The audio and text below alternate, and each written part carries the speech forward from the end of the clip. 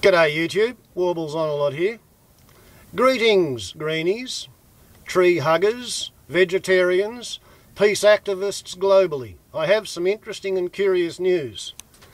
As you can see, I'm filming in the month of September. As you can see, today is the 13th of September here in Oz.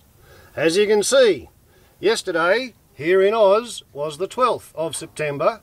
And because Oz is slightly in front of the excited states of Norte Americano, yesterday, while it was the 12th for me in Oz, it was the 11th of September 2012, the 11th anniversary of 3 steel-reinforced skyscrapers falling to Earth because of 2 aeroplane loads full of jet fuel. And what happened? Yesterday in Oz, the Australian Secret Intelligence Organisation manufactured more mad Moslem mullahs in Melbourne. Isn't it exciting, folks? Yesterday's news had it that units from the Victorian Police and the Australian Secret Intelligence Agency raided 11 homes in Melbourne. Individuals were questioned. A USB hard drive was confiscated. It contained materials likely to inspire violent actions of terrorism. Apparently, perfectly coordinated with the 11th anniversary of September 11, 2001 in the excited states of Norte Americano, the police arrested somebody, took possession of registered firearms, perfectly legally held, imitation firearms. Don't think there's anything wrong with having toy guns. And what was this terrible, wicked mullah's crime? Apparently, the Imam addressed his congregation. He explained to his congregation that they should beware of agents provocateurs from the Australian Secret Intelligence Organisation.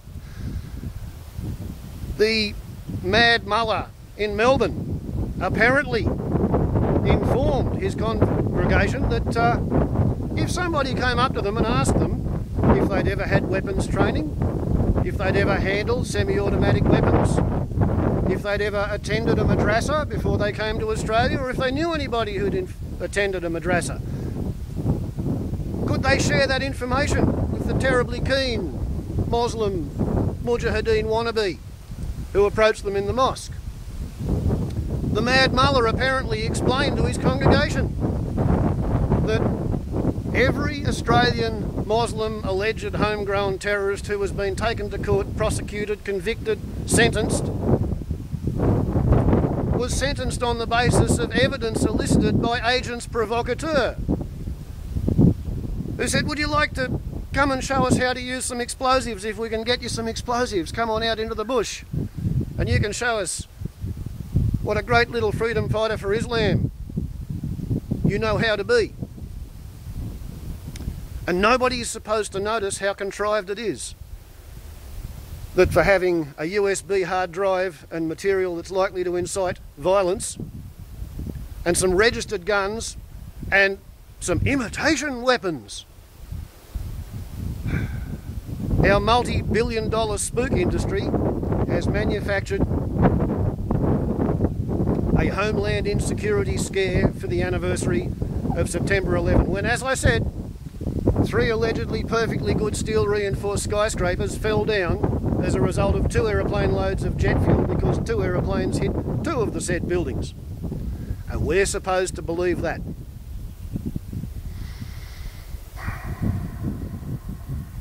I'm just not that silly. I may be a hillbilly, but I am not that silly. And I don't think the rest of Australia is that bloody dumb either. I think perhaps it's time that people stood up against anally retentive control freaks with overcompensated inferiority complexes who have, brain scans have proved, hypertrophied right amygdalae. The part of their brain that deals with stress and fear is overdeveloped. They have extra neural circuits for being paranoid with. As distinct from peace, love, brown ricinals, falfa sprouts, left-wing social democrats like myself, we have extra circuits in our anterior cingulate gyrus, the part of the brain charged with detecting errors. So the pacifists, the greenies, the tree huggers, the vegetarians, the civil libertarians, we have brains specifically designed to notice the bullshit of the homeland insecurity, right-wing paranoid, anally retentive control freaks with overcompensated inferiority complexes. And I think it's time to stop taking them seriously. I really do. Otherwise, who knows what might happen to somebody who's got a piece of wood carved and painted to look like a shotgun to allow the children to get firing arms out of their system. Sometimes I'm really glad I live on an endangered species sanctuary. I really am. Ciao.